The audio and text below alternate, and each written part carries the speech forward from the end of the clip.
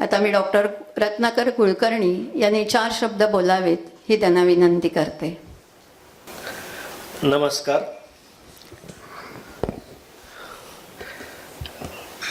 व्यासपीठावरील मान्यवर व प्रेक्षकगृहामधील प्रतिष्ठित पाहुणे, विद्यार्थी आणि उपस्थित मित्रमंडळी, याच्यामध्ये मैत्रिणींचा पण अंतर्भाव आहे. कारण गुरुजींनी सुरुवातीलाच सांगितलं की बहुपुत्र का, पुत्री का नाही, हा प्रश्न आता वारंवार येणारच आहे. तर मी आधीच ते क्लिअर करतो. जेव्हा मी कार्यक्रम पत्रिका प्रथम पाहिली तेव्हा मी चकित झालो. कारण मराठे सरांनी मला चक्क पाहुणे म्हणून उपाधी दिली. खरं म्हणजे मराठे आमचे शेजारी, त्यामुळे मी घरच्या मंडळीत येतो, पाहुणे म्हणून नक्कीच नाही. तरी पण मला ज्योतिषशास्त्राचा विद्यार्थी म्हणूनच राहणे जास्त आवडेल. असो, मराठे सर गुरु आहेत तर गुरुची आज्ञा शिरसावन. आमचे मित्र श्री अनंत मराठे यांची ग्रहस्थिती आणि स्तनाचा कॅन्सर ह्या पुस्तकाचे प्रकाशन होत आहे, याचा मला अत्यंत आनंद होत आहे. श्री मराठे यांनी त्यांच्या पुस्तकाला प्रस्तावना लिहिण्यासाठीची विचारणा केली. त्या मला प्रश्न पडला की त्यांनी मलाच का प्रस्तावना लिहिण्यासाठी विचारले असेल. एक कारण असे असेल की मी पॅथॉलॉजिस्ट आहे, म्हणजे विकृतीशास्त्र या विषयाचा अनेक वर्षाचा अनुभव माझ्या गाठीशी आहे. आतापर्यंत मोठ्या संख्येने रुग्णांचे स्तनाच्या कर्करोगाचे, ब्रेस्ट कॅन्सरचे प्रकार, उपप्रकार याचे अहवाल मी दिले आहेत. दुसरे महत्त्वाचे कारण म्हणजे श्री मराठे यांच्याकडे मी गेली काही वर्ष ज्योतिषशास्त्राचा अभ्यास करीत आहे. म्हणजे मराठे सर माझे ज्योतिषशास्त्राचे गुरु आहेत. त्यामुळे मला ज्योतिषशास्त्र थोडेफार समजते असा मराठे यांना विश्वास वाटला असावा, आणि म्हणूनच ही प्रस्तावना लिहायची संधी मला मिळाली असावी. त्यांनी दाखवलेल्या या विश्वासाबद्दल मी त्यांचे आभार मानतो. शिष्याने गुरुच्या पुस्तकाला प्रस्तावना लिहिणे असे बहुतेक क्वचितच होत असेल. हा गुरु शिष्यामृत योग, गुरु पुष्यामृत माहिती आहे तुम्हाला, तो गुरु शिष्यामृत योग हा एक आगळा वेगळा योगच म्हणायला हवा. आणि हा योग माझ्या याच्या कुंडलीत असल्यामुळे मला तरी याचा भरपूर फायदा झाला आणि त्वरित फळ मिळते, लक्षात ठेवा. श्री मराठे यांनी मराठी भाषेत अनेक ज्योतिषशास्त्रविषयक पुस्तके लिहिली आहेत. आधीचे 5 आणि हे 3, आता 8 झाले. मराठे सरांनी पुस्तके लिहावीत, प्रकाशित करावी आणि आम्ही ती घ्यावीत आणि नंतर ती कपाटात बंदिस्त व्हावी. आतापर्यंत असं व्हायचं. पण जेव्हा एक दिवस मराठे सरांनी मला सांगितलं तुम्ही आता ज्योतिषशास्त्री परीक्षा द्या. परीक्षा द्यायला मला आवडतं. आणि अभ्यासक्रम काय आहे, आतापर्यंत जे सर्व शिकवलं तो अभ्यासक्रम असणार आहे. सरांचे ज्योतिषशास्त्राची 12 खडी भाग 1 आणि भाग 2 ह्या पुस्तकाच्या परीक्षेसाठी खूप उपयोग झाला.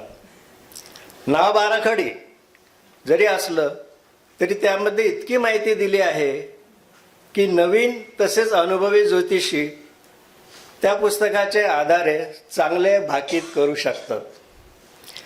परीक्षेपूर्वी आणि कपाटात बंदिस्त पडलेली पुस्तकं, न वाचलेली पुस्तकं शास्त्री परीक्षेच्या निमित्ताने कमीत कमी 4-5 वेळा तरी वाचावी लागली.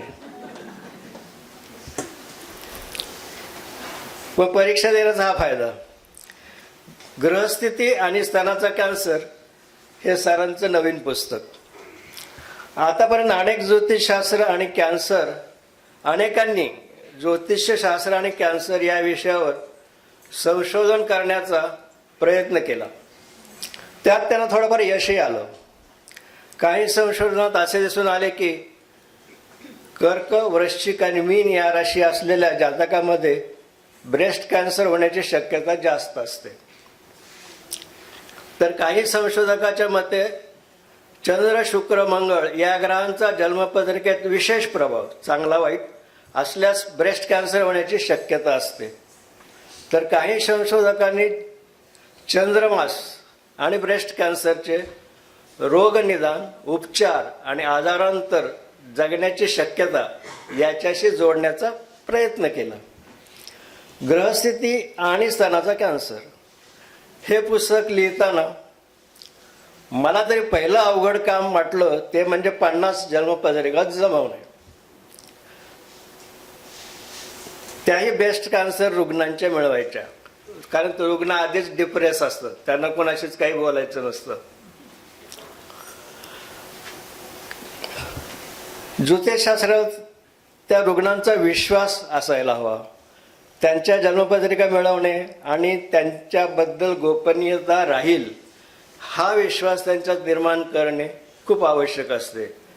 ह्या गोष्टी लक्षात घेता एकाच आजारावरील 50 पत्रिका मिळवणे हेच पहिलं मोठं जिकरीचं काम सरांनी केलं. आणि जर त्यांच्या पुस्तकाच्या शेवटी दिलेलं परिशिष्ट आपण पाहिलं तर लक्षात येतं की मराठे सरांनी पत्रिकेचा अभ्यास करताना अपार कष्ट घेतले आहेत.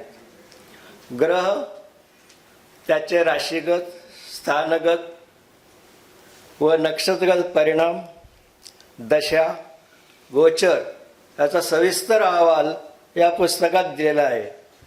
त्यावरून त्यांनी अनेक निरीक्षणे सादर केली आहेत. पण या सगळ्या निरीक्षणांना एका सूत्रात बांधणे कठीण आहे असे लेखकाचेच म्हणणे आहे. कारण अभ्यास जरी केला तरी त्याच्यात इतक्या व्हेरिएबल असतात की त्याच्यापासून निष्कर्ष काढणं खरंच खूप अवघड आहे. तरी त्यांनी ह्या निरीक्षणातून काही नियम बनवण्याचा प्रामाणिक प्रयत्न केला आहे. त्यांनी दिलेल्या 8 निष्कर्षाचा उपयोग ज्योतिषशास्त्राच्या विद्यार्थ्यांना आणि ज्योतिषशास्त्राची प्रॅक्टिस करत असणाऱ्या ज्योतिषांना स्तनाचा कर्करोग संबंधी वाकीत करायला नक्कीच उपयोगी पडेल. या पुस्तकात मराठे यांनी केलेला सविस्तर अभ्यास हा ज्योतिषशास्त्रात संशोधन कसे करावे याचा एक वस्तुपाठच आहे. आणि या पुस्तकाचा उपयोग ज्या विद्यार्थ्यांना संशोधनातून स्नातक किंवा विशारद किंवा भास्कर, ज्योतिष भास्कर ही पदवी मिळवायची आहे त्यांच्या संग्रही हे पुस्तक असणं अतिशय आवश्यक आहे. हे पुस्तक सर्व नवीन तसेच अनुभवी ज्योतिषांना निश्चितच उपयोगी पडेल. सुरुवातीला स्तनांच्या कर्करोगासंबंधी साधारण माहिती देऊन नंतरच्या प्रकरणात ब्रेस्ट कॅन्सर संबंधी जन्मपत्रिकेत कुठल्या गोष्टी पाहावयाच्या याचे विस्ताराने विवेचन केले आहे. स्तनाचा कर्करोग असलेल्या सर्व जातकांच्या कुंडल्याचे विश्लेषण दिले आहे. तसेच 3 इतर अवयवाचा कॅन्सर असलेल्या रुग्णांच्या कुंडल्यांचे विश्लेषण दिले आहे. लग्न कुंडली, चंद्रकुंडली, नवमांश कुंडली, त्रिशांश कुंडली, दशा व गोचर संबंधी विश्लेषणात्मक माहिती दिली आहे.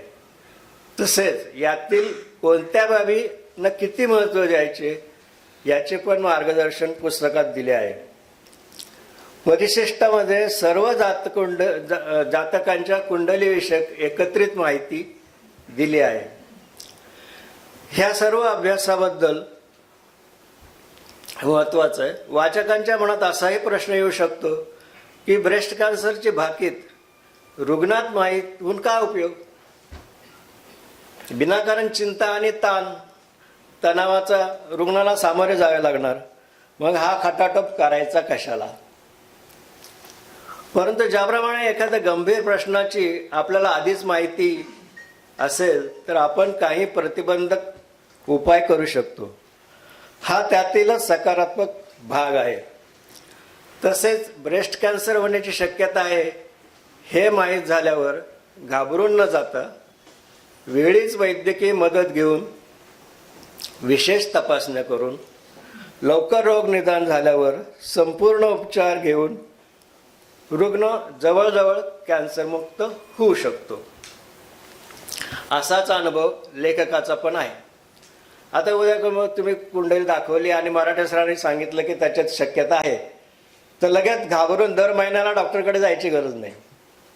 आपल्या मेडिकलमध्ये एक पद्धत आहे, एक प्रोसिजर आहे की सर्व स्त्रियांनी काही वयानंतर सेल्फ ब्रेस्ट एक्झामिनेशन करावी.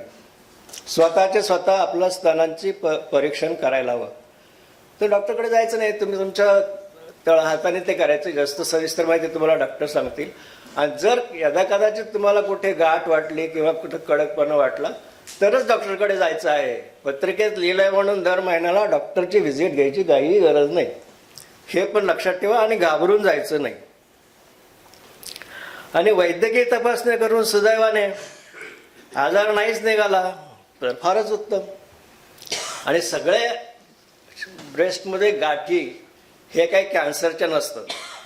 बऱ्याचशा त्या आपण बिनाईन म्हणतो, म्हणजे एक साधारण असतात आणि त्याची ट्रीटमेंट खूप सोपी आहे. स्तनाचा कर्करोगाच्या आधुनिक वैद्यकीय तपासण्या पुष्कळ तपासण्या आहेत. त्याच्यासोबतच ज्योतिषशास्त्राचा अभ्यास हा सहाय्यक होऊ शकतो. ही संभावना, ही शक्यता या पुस्तकामधून श्री मराठे यांनी मांडली आहे. एक ॲडिशनल हेल्प किंवा आपण जे म्हणतो ॲन्सेलरी टेस्ट याप्रमाणे ज्योतिषशास्त्राचा उपयोग करता येईल. कोणतेही शास्त्र परिपूर्ण नसते. प्रत्येक शास्त्राच्या सीमा आणि बलस्थाने सुबुद्धपणे वापरो आणि आधुनिक तंत्रज्ञान वैद्यकशास्त्र याचा योग्य तो मेळ साधत आपल्या आरोग्यासाठी त्याचा योग्य वापर करणे हिताचे आहे. प्रत्येक पॅथीचे लिमिटेशन्स असतात. होमिओपॅथी असो, आयुर्वेद असो, ॲलोपॅथी असो, प्रत्येकाने आपल्या लिमिटमध्ये जर त्याचा उपयोग केला तर ते चांगलं असतं. होमिओपॅथीने कुठे ऑपरेशन करायला सुरुवात करायची नाही. इन शॉर्ट, आता थोडं मराठे सरांसंबंधी. मराठे सरांनी क्लासमध्ये जेव्हा पहिल्यांदा कुंडली स्क्रीनवर दाखवली, त्याच्या आधी मला माहीत होतं की म्हणजे आपल्या सगळ्यांनाच माहिती ग्रह सगळे सूर्याभोवती फिरतात. आणि जेव्हा मी ती कुंडली जेव्हा पाहिली तेव्हा ते सगळे ग्रह त्यांचे घर भाव माझ्या डोक्याभोवती गरगर फिरतायत असं वाटायला लागलं. पण नंतर जेव्हा मराठे सर सांगायला लागले की तो ग्रह कोणत्या राशीत आहे, कोणत्या स्थानात आहे, कोणत्या नक्षत्रात आहे आणि त्याची कोणावर नजर आहे, हे फार महत्वाचं, कोणावर नजर आहे इत्यादी माहिती सांगायला सुरुवात केली तेव्हा कुठे डोक्यात थोडा प्रकाश पडला. पण ग्रहांची नजर सांगताना मराठे सरांची नजर मात्र सगळ्या विद्यार्थ्यावरती असायची. कुणाचा व्हिडिओ बंद आहे हे पाहून लगेच सांगायचे चला व्हिडिओ सुरू करा. त्यांचंही बरोबरच म्हणायचं. सगळ्यात जर व्हिडिओ बंद करून बसले तर भिंतीसमोर गीता वाचल्यासारखं होईल. ते कुंडली खूप लॉजिकली समजायचे आणि ते पटायचं. म्हणजे अगदीच असं थोडंफार ज्योतिष माहीत असेल आणि जर मराठे सरांनी कुंडलीबद्दल सांगितलं की अरे पटतं, हे बरोबर आहे, असं आहे.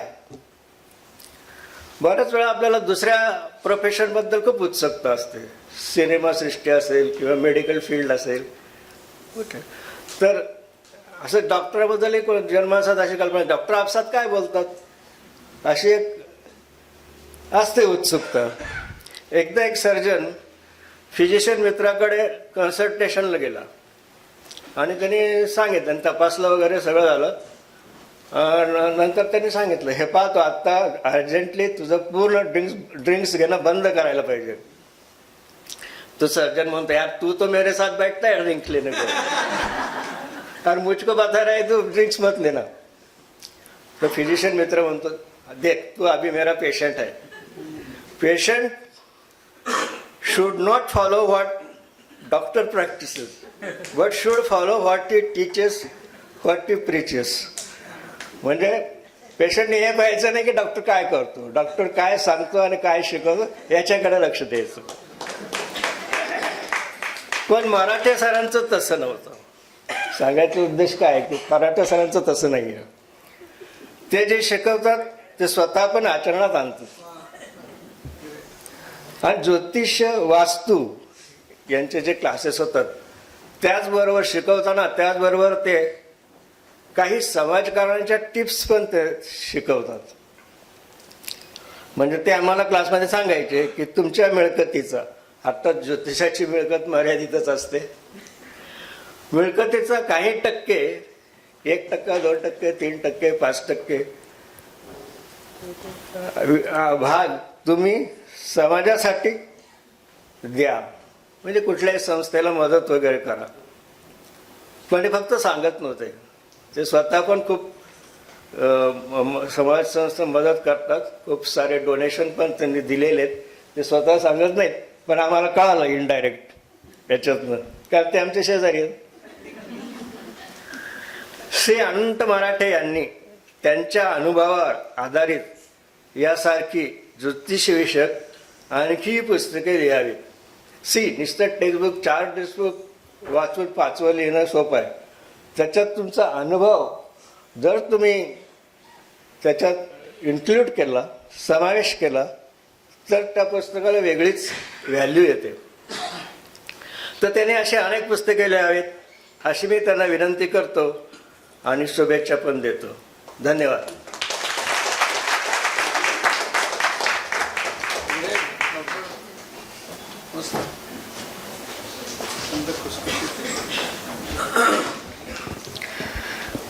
गुरु शिष्यामृत योगाचा उल्लेख करत डॉक्टरांनी ब्रेस्ट कॅन्सर या पुस्तकात नेमके काय आहे हे थोडक्यात सांगून ते वाचण्याची आपली उत्सुकता खरं तर शिगेला पोचवली आहे.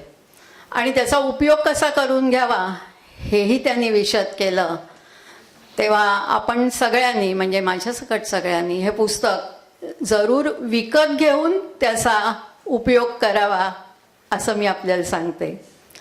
आता अधिवेशनाचे उद्घाटक माननीय श्रीयुत रवींद्रजी प्रभुदेसाई यांनी मार्गदर्शनपर 4 शब्द बोलावेत ही त्यांना विनंती करते.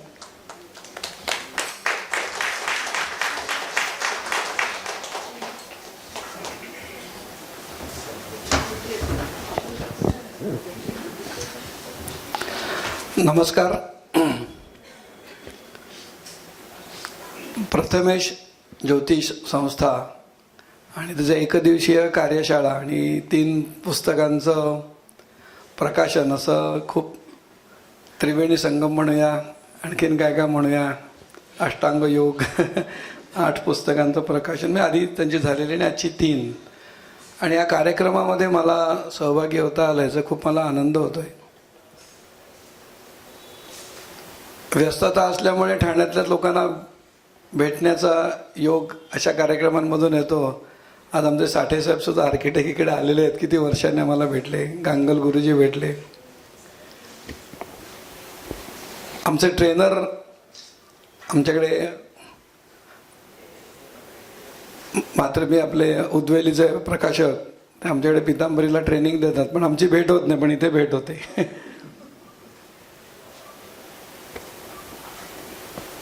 कोण कोण काय काय करतात, कारण इथे जाऊन बसलेले आहेत ते सगळे वेगवेगळ्या व्यवसायातून, एकतर ऑस्ट्रेलियातून पण आलेले आहेत.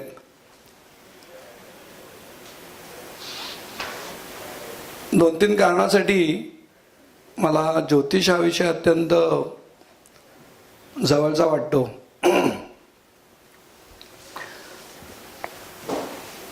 आपण जर का बघितलं तर आयुष्यामध्ये अनसर्टॅनिटी खूप आहे, म्हणजे अनिश्चितता. आणि अनिश्चितता असल्यामुळे प्रत्येकजण एक अस्वस्थ असतं. तर त्याला सोल्युशन ज्योतिषशास्त्र देऊ शकतं. आणि हे समजल्या लागल्यापासूनच मला असं वाटतं सुरुवात होते याची. त्यामुळे मला आठवतंय, जसं मराठे साहेबांनी सांगितलं की एक ज्योतिष कधीपासून बघायला पाहिजे. पण मला आठवत आहे राजे राजवाडे वगैरे होते, तर मूल जन्माला आलं की त्याची लगेच ती पत्रिका बनवून आणि त्याचं तिथे ते वाचन करत असत. म्हणजे दुरुपयोग करू नये, पण ती पत्रिका कारण जन्म झाल्यावरच लगेचच जे कोण ग्रह तिकडे आकाशात असतील त्यांच्याप्रमाणे त्याचं ठरतं की काय बाबा. तसं मला 10वीमध्ये आम्ही काय असं खूप हुशार विद्यार्थ्यांमध्ये नाही,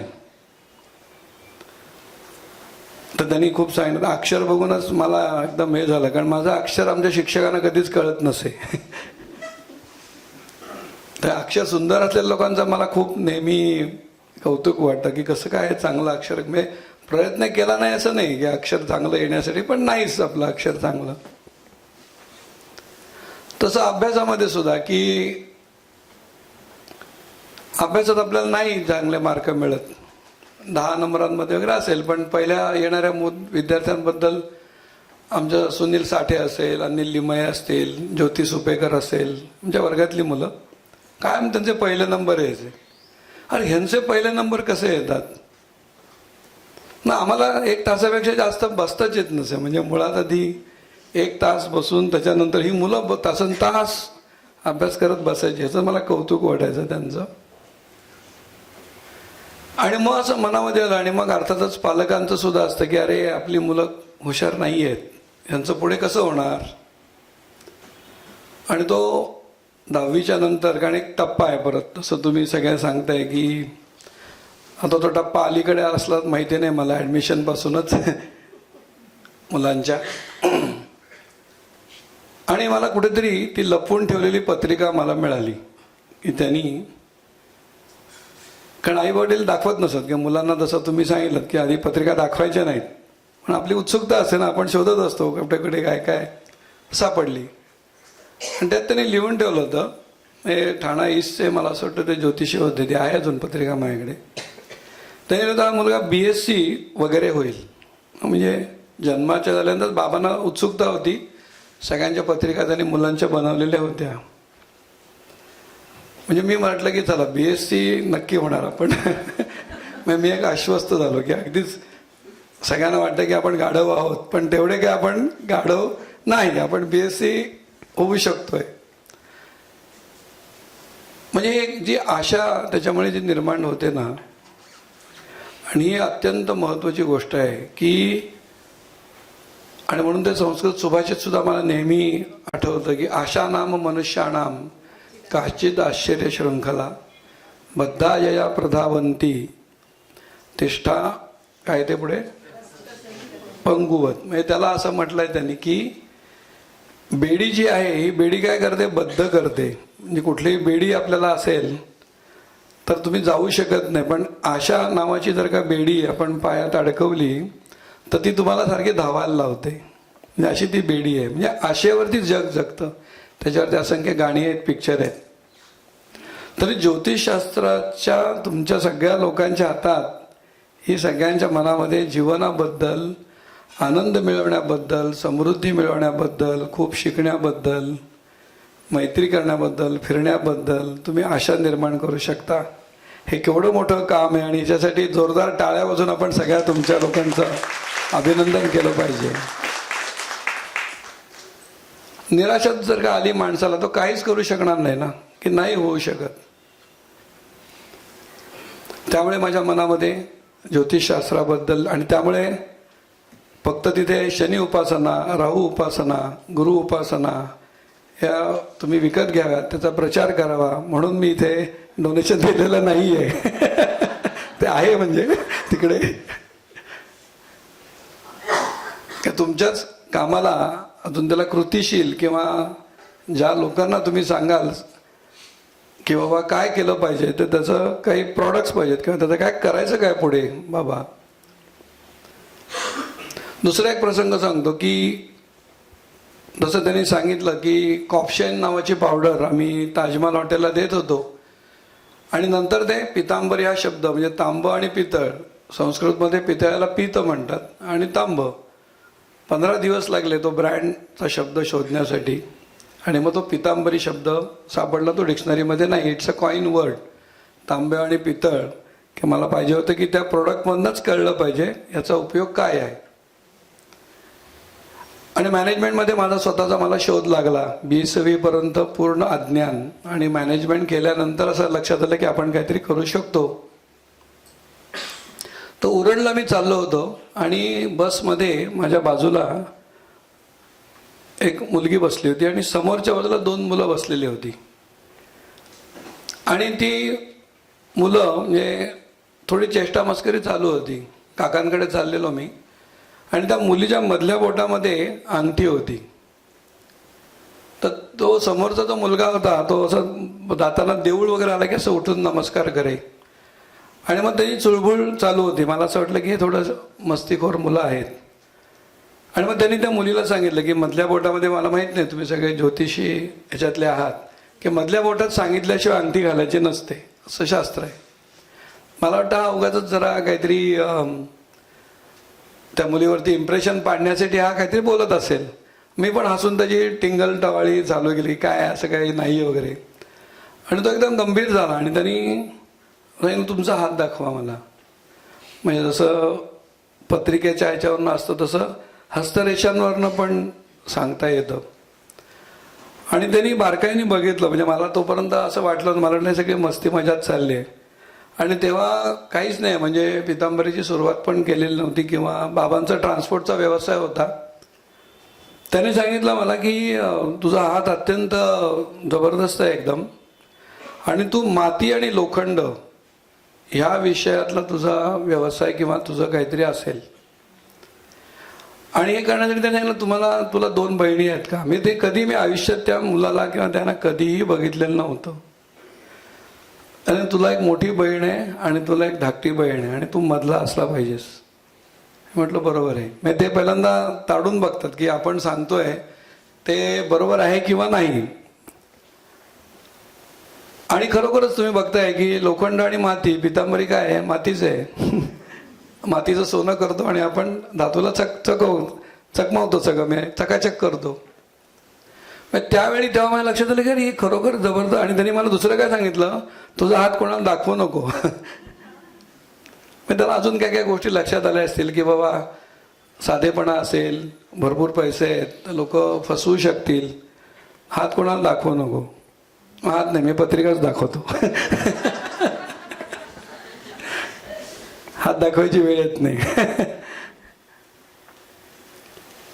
आणि नंतर ज्यावेळी 2005-2007 तिसऱ्यांदा मला अनुभव आला, तेव्हा वृषभ रास असल्यामुळे तो मला असं वाटतं त्या काळामध्ये मला 7.5 आली होती.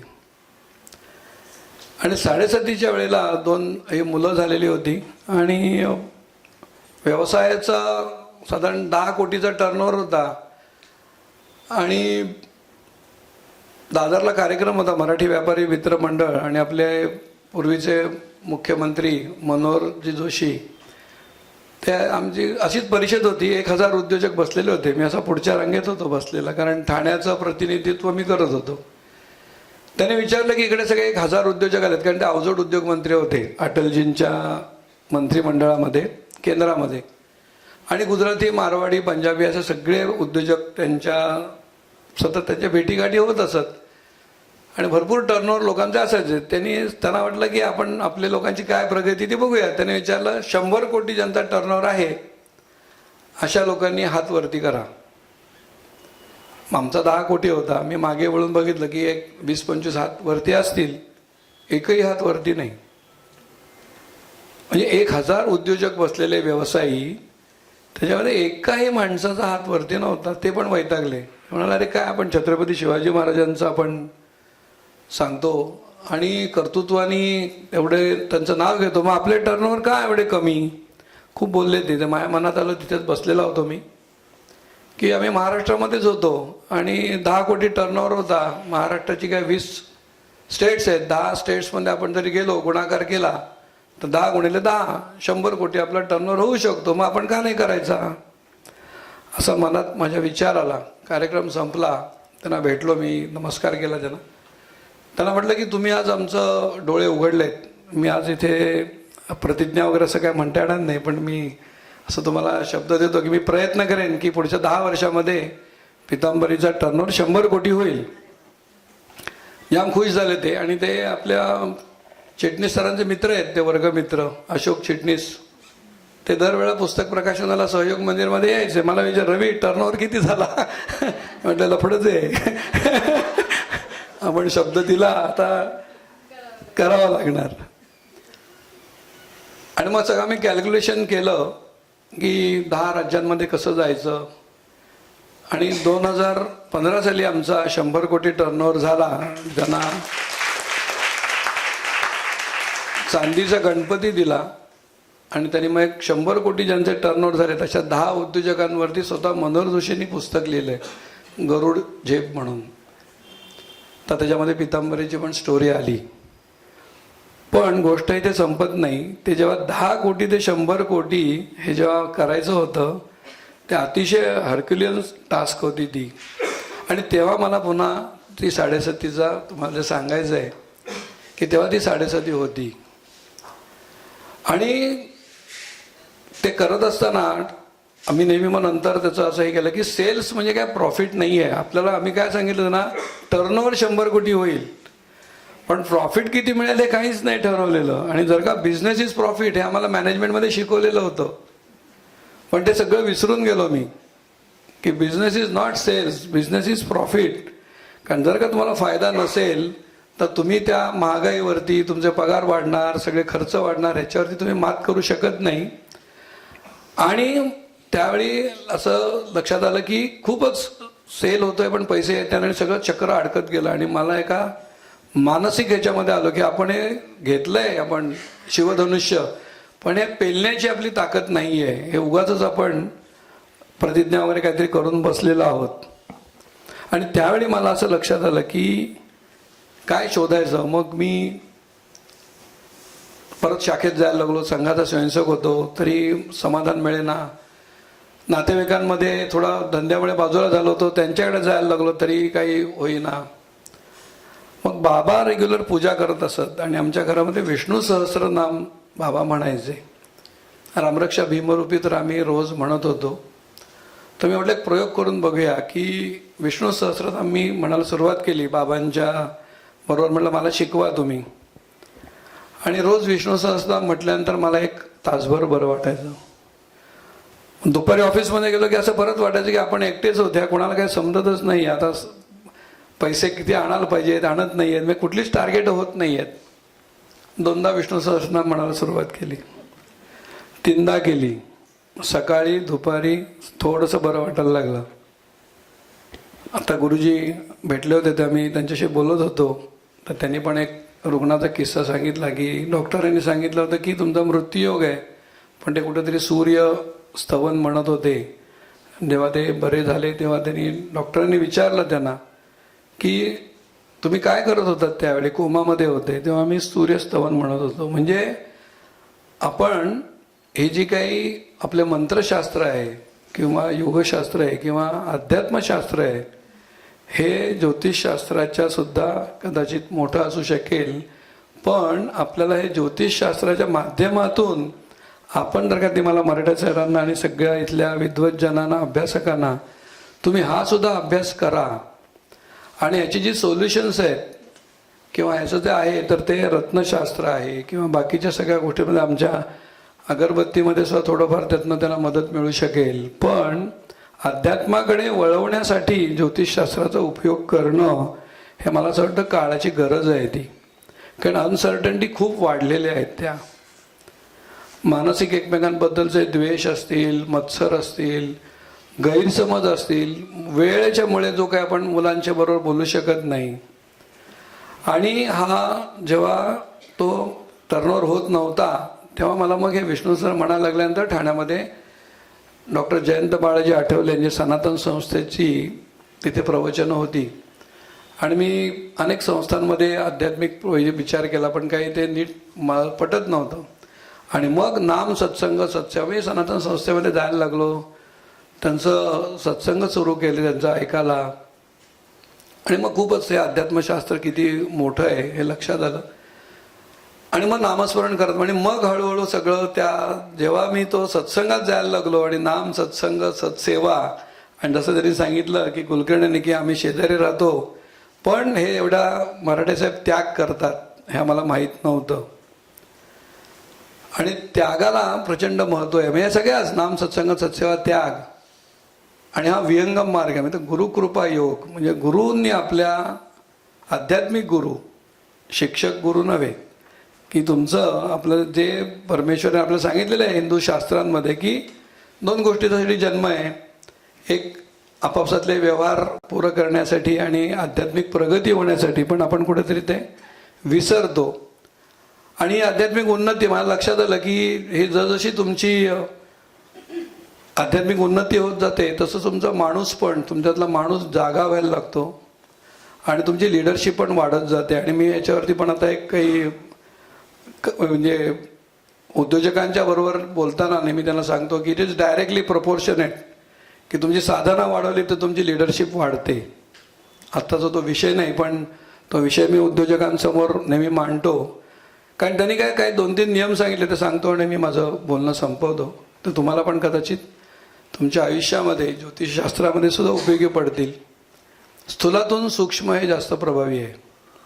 मला सगळ्या प्रश्नांची उत्तरं मिळाली की स्मरणशक्ती हा तुमचा मार्ग भरपूर मिळवण्याचा एक मार्ग आहे. जर ज्यांच्याकडे स्मरणशक्ती नाही, ज्यांच्याकडे सौंदर्य नाही, ज्यांच्याकडे शक्ती नाही, ज्यांच्याकडे पैसा नाही ते सुरुवातीला दुर्बळ राहतात. आणि यालाच आपण प्रारब्ध असं म्हणतो की जन्माला कोणाच्या घरी येणार आपण, कुठे जन्म होणार, किती सुंदर असणार, किती शक्ती असणार, किती पैसे असणार, किती शारीरिक सामर्थ्य असणार ह्याच्यावरती तुमचं कर्तृत्व अवलंबून आहे. आणि त्यांनी सांगितलं की 65% हे टक्केवारीमध्ये कारण डॉक्टर शास्त्रज्ञ आहेत गोव्याला असतात ते की 65% प्रारब्ध आहे आणि 35% हे कर्म तुम्ही करून त्याच्यावरती मात करू शकता. अर्थात साधनासुद्धा त्या कर्मामध्येच येते. तर साधनेशिवाय काहीही नाही. आणि हा सगळा जो बदल आहे प्रारब्धावरती विजय मिळवायचा असेल ज्योतिषशास्त्र काय सांगतं तुमचं प्रारब्ध सांगतं की एक्झॅक्टली तुमचं काय काय काय काय हे सगळं तुम्ही म्हणा. पण याच्यातून बाहेर पडण्याचं जे काही ही आहे ना ती साधना आहे असं मला वाटतं. आणि ह्या बाकीच्या गोष्टींचा सुद्धा कारण हा गुरुचा खडा आहे तर तो सुद्धा पॉझिटिव्हिटी दाखवतो. आणि ज्योतिषशास्त्र पॉझिटिव्ह ठेवण्यासाठी जास्तीत जास्त उपयुक्त आहे पण त्याच्या पुढची साधन आहे असं मला वाटतं. आणि जेव्हा स्थूलातून सूक्ष्मात आपण जातो की आम्ही R&Dला म्हणतो की तुम्ही अजून सूक्ष्म व्हा कारण त्यांनी सांगितलं की परमेश्वर तत्व हे सूक्ष्मतम आहे.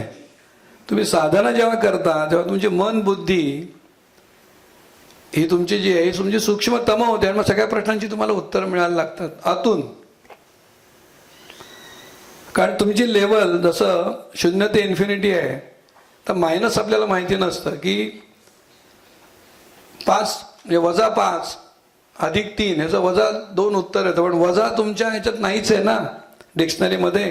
तर वजाबाकी किंवा घातांक आपण म्हणजे ह्याचा म्हणतो की 1/2 किंवा 1/3 हे तुम्हाला माहितीच नाही आहे तर तुम्हाला कळणारच नाही त्याचं उत्तर. तर जेव्हा तुमची बुद्धी सूक्ष्म होत जाते तेव्हा अनेक प्रश्नांची उत्तरं व्यापारामध्ये या सगळ्या पितांबरीच्या ह्याच्यामध्ये मला मिळत गेली. माझ्या प्रारब्धामध्ये 10 कोटीच टर्नओव्हर लिहिलेला होता. जास्तीत जास्त प्रयत्न करून 15 ते 20 कोटी. पण जेव्हा 100 कोटी टर्नओव्हर करायचा होता तेव्हा प्रारब्धावरती मात करण्याची गरज होती.